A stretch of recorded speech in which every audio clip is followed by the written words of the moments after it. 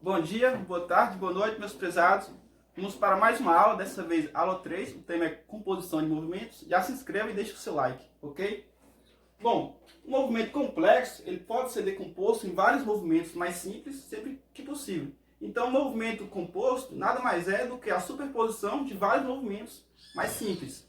Tem um caso aqui que eu trouxe, dois casos na verdade, que é o barco descendo o rio e o barco subindo o rio. São movimentos na mesma direção, que a gente pode ver aqui, do rio. A gente vai estudar depois mais dois casos, que são casos em direção diferente, em que o movimento do barco vai ser na perpendicular ao rio, correto?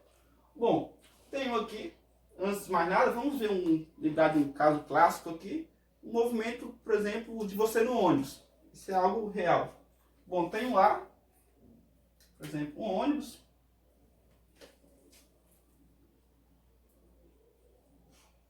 E tenho aqui um observador fora deste ônibus. Na calçada mesmo. Bom, então este observador observa o ônibus, é claro.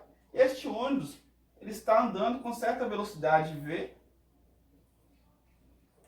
Vou colocar 10 metros por segundo, a velocidade do ônibus. Neste ônibus, temos aqui um indivíduo. Está aqui segurando no ônibus, certo? Para não cair. Bom, então esse cara aqui vai ver esse ônibus andando a 10 metros por segundo.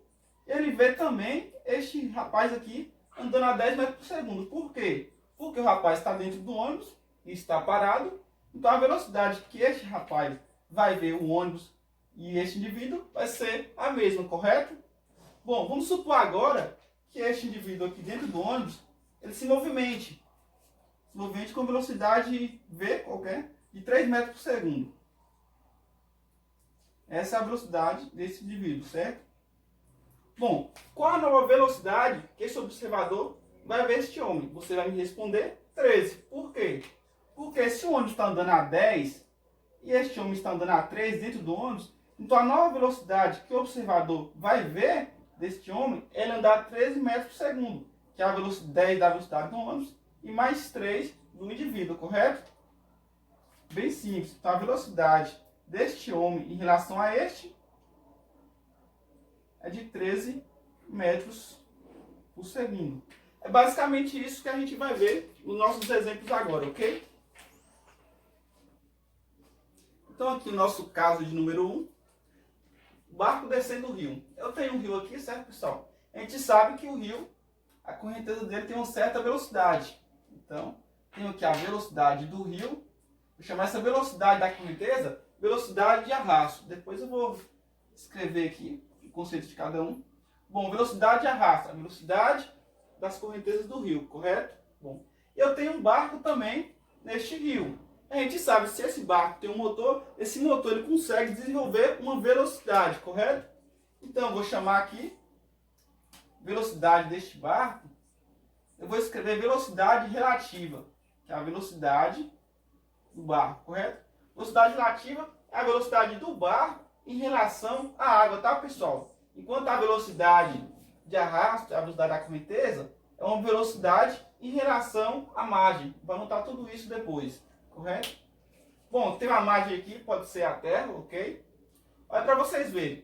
Se a correnteza está fluindo com 3 metros por segundo, e eu tenho este barco aqui se movendo a uma velocidade qualquer, por exemplo, 10 metros por segundo, mesmo exemplo do ônibus, então o observador aqui iria ver esse barco em uma velocidade diferente, de 13 metros por segundo, correto?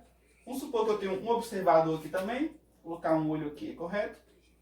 Bom, então, para este cara que está aqui fora, ele ia ver esse barco andando com a velocidade resultante.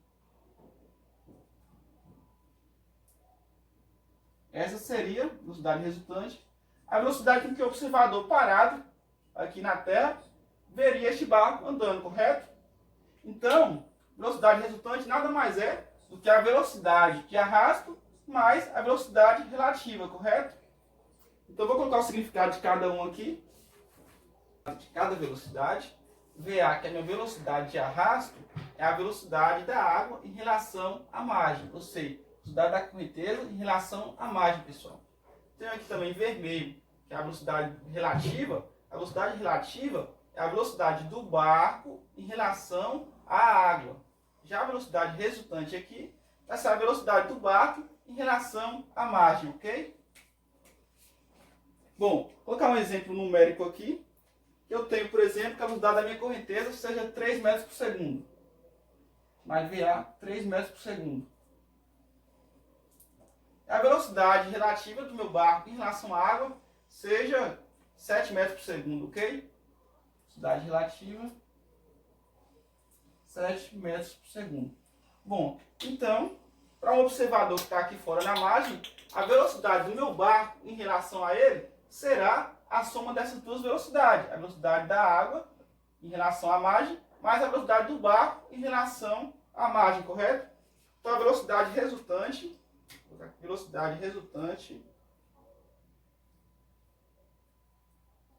será a velocidade relativa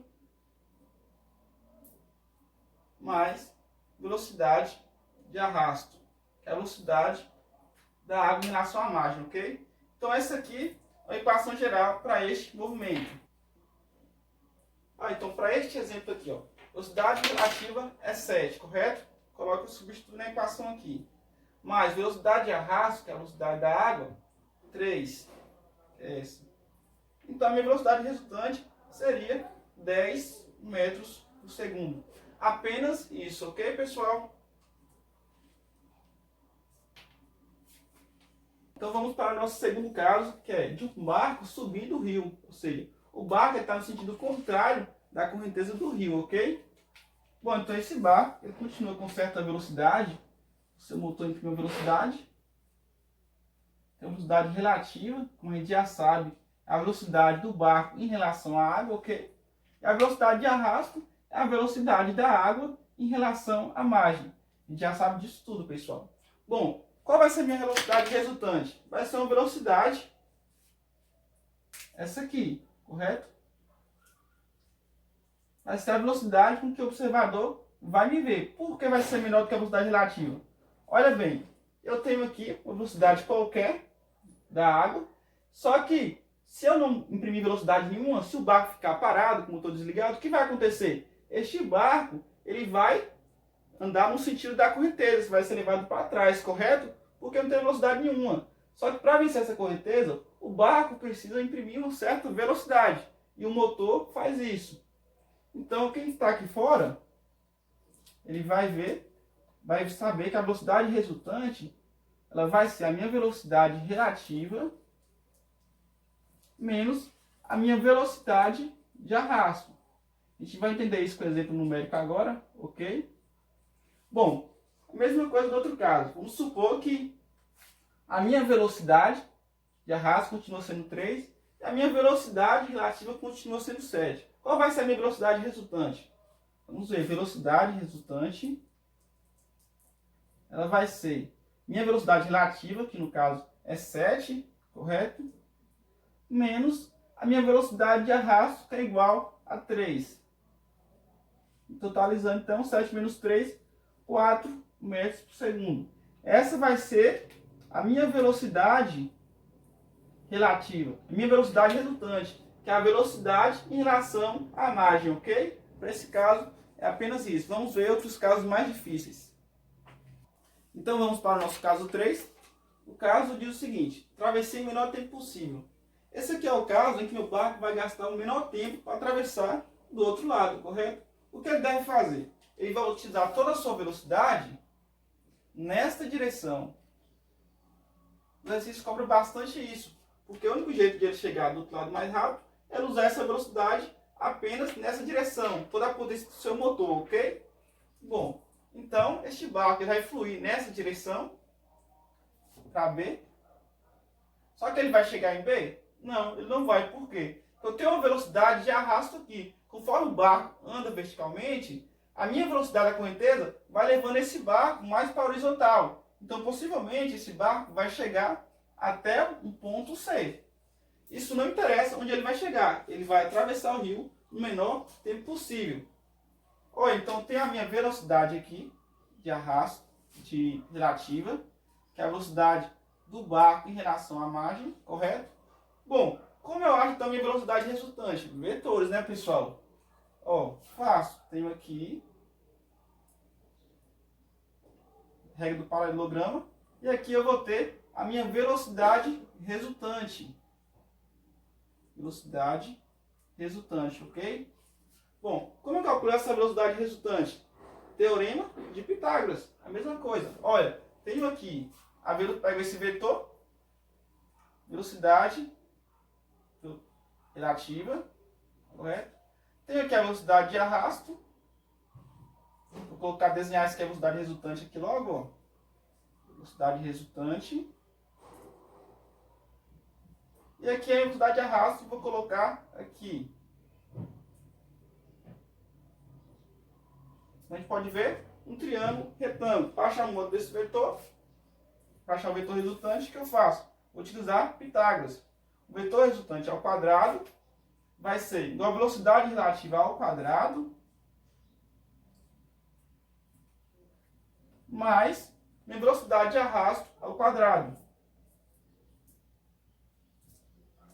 Então aqui temos como calcular o modo da minha velocidade resultante, que é esta velocidade aqui do barco em relação à margem.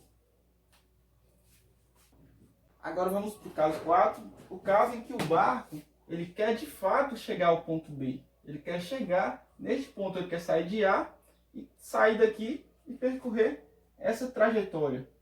Chegar em cima do ponto B, correto? Bom, o que vamos fazer neste caso aqui, pessoal?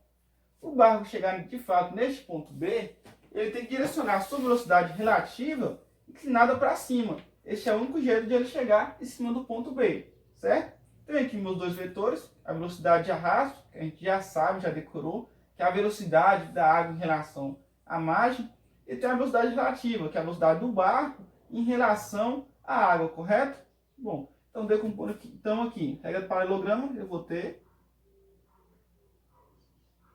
aqui a minha velocidade resultante, correto? Velocidade resultante. Bom, que é a velocidade do barco em relação à margem, pessoal. Bom, como eu calculo essa velocidade resultante? A mesma coisa do caso anterior. Tenho aqui, ó, velocidade relativa, este vetor. Vou pegar ele. Velocidade relativa. Correto? Bom, pego o meu outro vetor, que é a velocidade resultante. Está aqui, ó. Mesma coisa, desenho do mesmo jeito, velocidade resultante.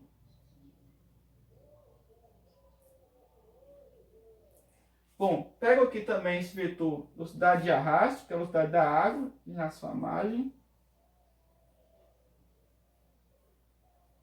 Ó, observe bem, do triângulo retângulo, quem aqui, pessoal, é minha hipotenusa. Vetor, velocidade relativa, certo? Olha, minha hipotenusa. Esses dois aqui são o meu cateto, velocidade de arrasto e a velocidade resultante. Então, usando Pitágoras, eu vou ter aqui a minha velocidade relativa, este daqui, ao quadrado, vai ser velocidade de arrasto ao quadrado, mais a minha velocidade resultante ao quadrado.